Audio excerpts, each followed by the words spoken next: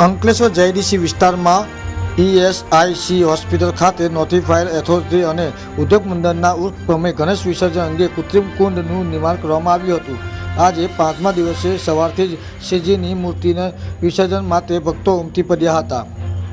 જે અંકલેશ્વર જેડીસી વિસ્તારમાં notified area અને ઓથોરિટી અને ઇન્ડસ્ટ્રીયલ એસોસિએશન દ્વારા છેલ્લા ઘણા વર્ષથી ગણેશ ઉત્સવ અને ઇકો ફ્રેન્ડલી બનાવવા માટે તેમજ નદી તેમજ તળાવમાં જળ સૃષ્ટિ તથા નુકસાનને અટકાવવા માટે ગણપતિ વિસર્જનની કૃત્રિમ કુંડ બનાવવામાં આવી રહ્યું છે, જેને પ્રતિ વર્ષ બહોળો પ્રતિસાદ મળી રહ્યો છે। ત્યારે જેડીસી વિસ્તારમાં ઈએસઆઈસી પાસે વિસર્જન માટે કૃત્રિમ કુંડનું નિર્માણ કરવામાં આવ્યું છે, જેમાં ડીપીએમસીના ફાયર ફાઇટર દ્વારા સફાઈ તેમજ મૂર્તિનું વિસર્જન કરવામાં આવે છે। તેમજ કુંડ ખાતે શ્રીજીની આરતી કરવા માટે પણ વિશેષ વ્યવસ્થા કરાઈ છે। તેમજ ગણેશ વિસર્જન સાથે આવતા પૂજાપટ તેમજ અન્ય ચીજવસ્તુ માટે પણ પાત્રની વ્યવસ્થા કરાઈ છે।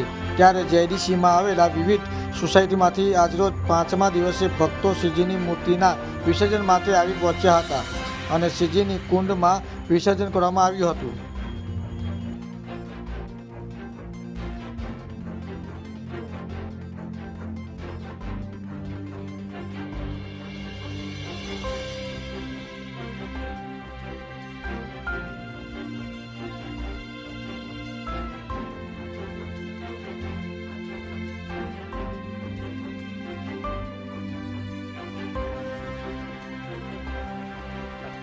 आज रोज अंकलेश्वर नोटिफाइड विस्तार द्वारा तथा अंकलेश्वर इंडस्ट्री एसोसिएशन द्वारा अहींया कृत्रिम कुंडનું आयोजन करेल છે। नोटिफाइड द्वारा दर वर्षनी माफक अहींया अमे कृत्रिम कुंड बनावीए छीए।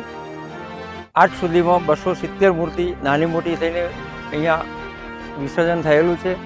आजना 5मा दिवसे अत्यार सुधीमां 35 मूर्तिનું विसर्जन थई चूक्युं छे અને હજી સાંજ સુધીમાં તો આનો આંકડો ઘણો બધો પહોંચી શકે છે। એટલે દર વર્ષની માફક શાંતિપૂર્ણ આયોજન થાય એ પ્રમાણે દરેક જનતાને અપીલ છે કે તમારા ગણપતિ વિસર્જન અમારા કૃત્રિમ કુંડમાં જ કરવું, જેથી કરીને નદી નાળામાં કોઈ ગંદકી ના થાય અને કોઈ જીવજંતુને કંઈ એવી તકલીફ ના પડે કેમિકલના હિસાબે, જેથી કરીને અમારા કૃત્રિમ કુંડમાં જ આયોજન વિસર્જન કરવું।